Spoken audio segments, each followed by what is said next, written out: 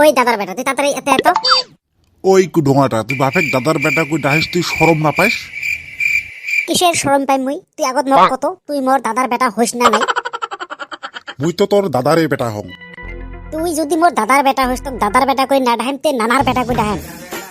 কথাটা অবশ্য ঠিকই কছিস, কিসের জন্য ডাহালি ওইটা কো আগে মোক। ফটাফট পাকঘর দৌড়ি যাতো যায় মোর জন্য এক কাপ চা বানিয়ে নিয়ে আয়। ওই কুডোঙাটা তুই বাপেক হুকুম করিস তুই শরম না পাইস, তোর লজ্জা না লাগে? তুই আগত কত মোক চা বানিয়ে দিবি না নাই? নহলে তোর যেটা সিক্রেট কথা আছে আমি সবাইকে কয়ে দিম। মোর ফ্রি কিসের সিগারেট কথা আছে?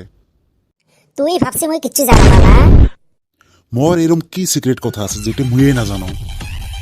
এলা কিছু মনে পড়ছে না না?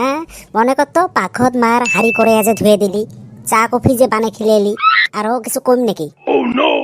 হব হব চুপ কর, কাহা না কোষ।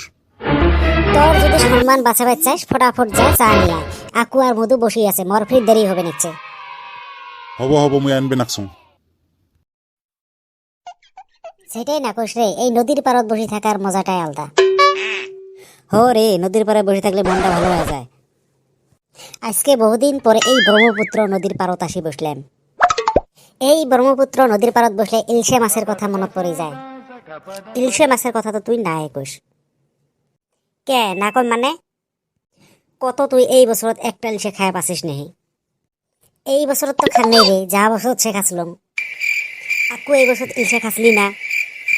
না রে, এই বছর তো আমিও খাই নাই। এই বছরত ইলশে আমার খাওয়ার জন্য জন্মই নেই নদীত।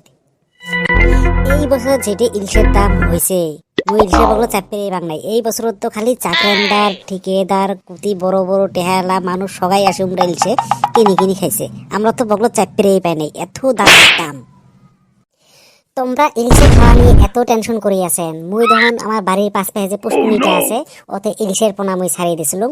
বড় হলে আর 10-12 দিন পরে তোলা যাব, তুলি মুই তোমার হারে একটা একটা করে ইলশে দিই মেলা।